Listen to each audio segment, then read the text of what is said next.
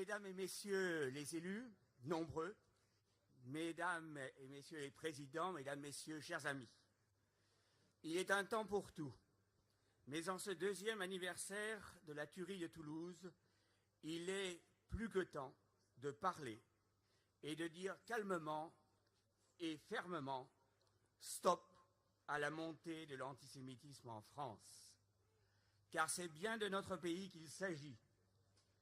L'antisémitisme n'est pas l'affaire des Juifs, c'est l'affaire de tous les Français, de tous les républicains, de tous les citoyens. Trop de digues, trop de tabous ont été balayés depuis le nazisme. On avait sans doute, avec candeur, cru qu'après la Shoah, l'antisémitisme avait disparu. Mais le ventre de la bête immonde est encore chaud. Et puis, nous avons connu le négationnisme à la Faurisson, les idées de la nouvelle droite néo-païenne, les attentats de la rue Copernic et de la rue des Rosiers, le cimetière de Carpentras. On en vient maintenant à se réjouir, et sans doute à juste titre, que le nombre d'actes antisémites, grâce à la vigilance des services de protection de la communauté et à l'action du ministère de l'Intérieur, que ce nombre d'actes est baissé en 2013 par rapport à 2012. Mais le chiffre reste monstrueusement élevé.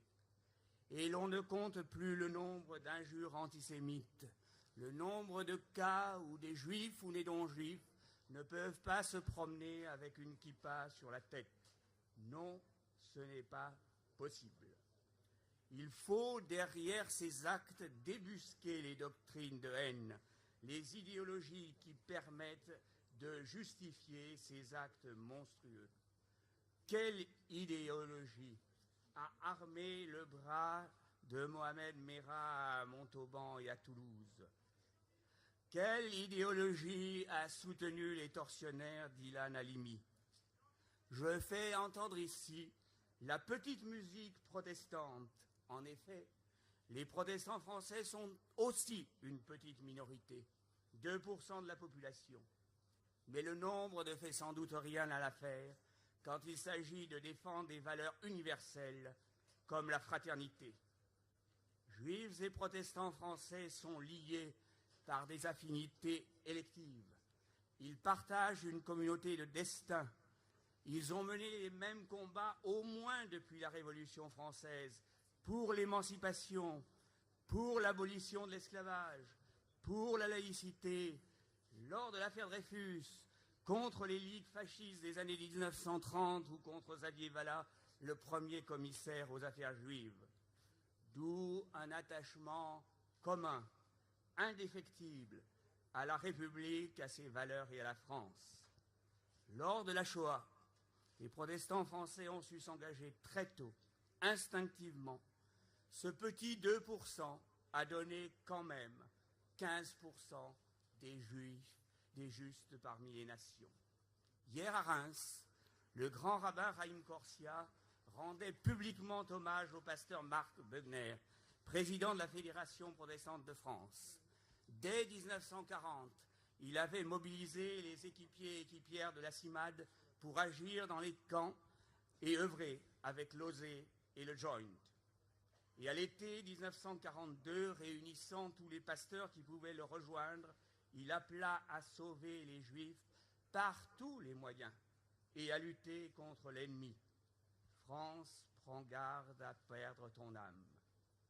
Aujourd'hui, on assiste au développement d'un néo-racisme, dont les racines furent posées dès l'affaire Dreyfus, qui réapparut avec les ligues, qui se complut bien sûr dans Vichy et la honte de la collaboration. Quand on a le courage, et c'est difficile, d'écouter les vidéos du dénommé Alain Soral, l'inspirateur de l'histrion Dieudonné, quand on lit les écrits de Patrick Buisson, les élucubrations de Faurisson, on retrouve toujours les mêmes thèmes liés. L'antisémitisme, les juifs apatrides, maîtres du monde, etc. L'antiprotestantisme, cosmopolite. L'antimaçonnisme et même l'anticatholicisme qui serait trop universel. Rappelons que Charles Maurras et l'Action française ont été condamnés par Rome dès 1926. Une seule petite nouveauté, ces écrivains parlent beaucoup plus de l'homophobie.